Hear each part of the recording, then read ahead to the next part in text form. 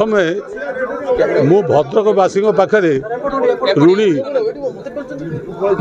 भद्रकवासी पाखे ऋणी जे मत सुविधा देइचंदी चतुर्थ थर भद्रक विधानसभा रे प्रार्थी होगापाई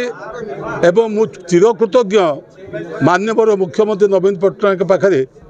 जे से मते विजु जनता दल प्रार्थी करिसेंती एवं आपण माने समस्ते जानिचंती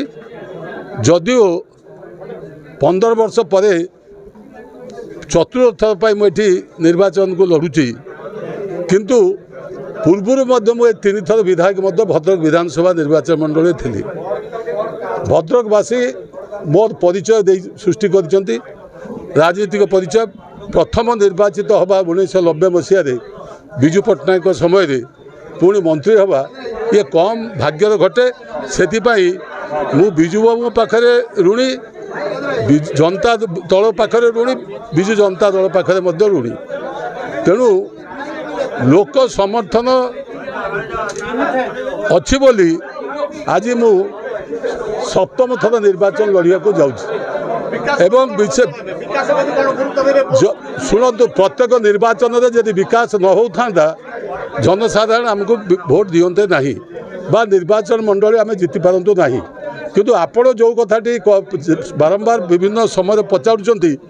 जेहेतु आप भावुं मु नुआ करी बोधे विधानसभा को भद्रक निर्वाचन मंडल को आसी ता नुहे भद्रक समस्या सहित मु संपृक्त भद्रक आपण खाली मुख्य समस्या जो भावुं जे खाली मेडिकल कॉलेज कि यूनिवर्सिटी ता नुहे एटी जो 3 कोटी लक्ष लोक रोचंती तांकर मध्य बहुत समस्या अच्छी आपड़ जब पुराना बजार अंचल को जीवे गाँ गहल को जीवे देखिए सेठी लोक कि अवस्था अच्छी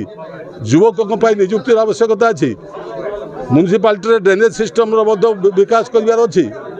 एवं ता सहित पुराना बजार जो बीड़ी श्रमिक सगड़ चलाऊँगी या भी अर्थनैतिक विकास करार अच्छी एटी आमर आईन श्रृंखला परिस्थिति को बजाय रखार अच्छी एवं सर्वोपरि भाईचारा को रक्षा करार अच्छी ये सबू कार्यक्रम केवल नवीन पट्टनायक विजु जनता दल कर कारण आमे हूँ गोटे धर्मनिरपेक्ष दल एवं भद्रक शांति रक्षा करवा भाईचारा रक्षा करवा आमर है प्रमुख दायित्व।